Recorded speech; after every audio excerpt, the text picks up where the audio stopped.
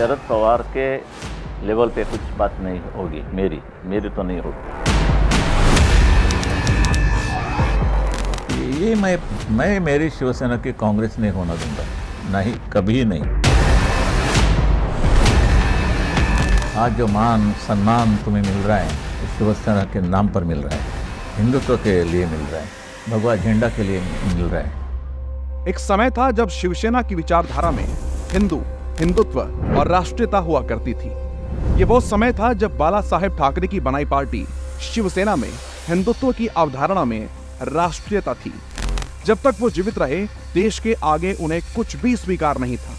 लेकिन उनके जाने के बाद पार्टी की कमान पूरी तरह से अपने हाथ में लेने वाले उनके सुपुत्र उद्धव ठाकरे ने अपने पिता के बनाए सभी सिद्धांतों को मातोश्री से बाहर फेंक दिया। उद्धव ठाकरे ने महज सत्ता पर बैठने के लिए शिवसेना के धुर विरोधी रहे शरद पवार और कांग्रेस से हाथ मिलाया और शिवसेना को हिंदू विरोधी और राष्ट्र विरोधी विचारधाराओं में रंग दिया। 16 अप्रैल 2020 को जब उद्धव ठाकरे महाविकास अघाड़ी सरकार के मुख्यमंत्री थे, तब वो पालघर में 2 साधुओं की निर्मम हत्या जैसे जघन्य अपराध को रोक पाने में असमर्थ रहे थे।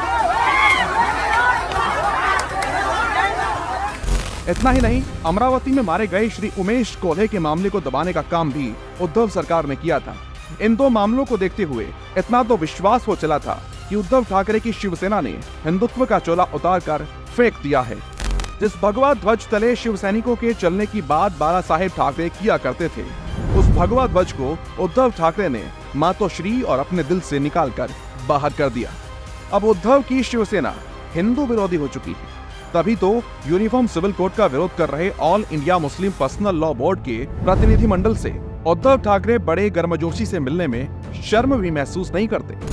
उद्धव ठाकरे के सहयोगी प्रकाश आंबेडकर ने संभाजीनगर में औरंगजेब की मजार पर फूल चढ़ाए और सिर झुकाया, तो भी उद्धव ठाकरे का खून नहीं खोला।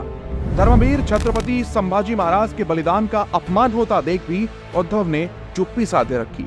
हिंदुत्व ही नहीं, उद्धव ठाकरे की शिवसेना ने राष्ट्रीयता को भी ताक पर रख दिया।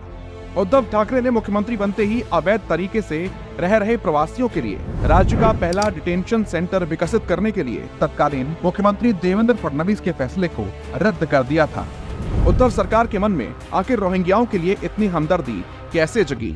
अपने राष्ट्र प्रेम और राष्ट्रीयता की तिलांजलि देने वाली उद्धव ठाकरे की शिवसेना बालाकोट एयर स्ट्राइक की सफलता पर भी सवाल उठाने से नहीं चुकी। उद्धव के मुख्यमंत्री रहते मुंबई हमलों के दोषी याकूब मेमन की कब्र मजार में बदल गई। क्या यही है उद्धव ठाकरे का राष्ट्र प्रेम? क्या यही है शिवसेना उद्धव बाला साहेब ठाकरे के नए सिद्धांत? आज उद्धव ठाकरे की पार्टी शिवसेना उद्धव बाला साहेब ठाकरे ने घमंडिया गठबंधन में शामिल होकर इस बात की पुष्टि कर दी है कि उनकी विचारधारा, उनके सिद्धांत अब हिंदू विरोधी और राष्ट्र विरोधी हो चुके हैं।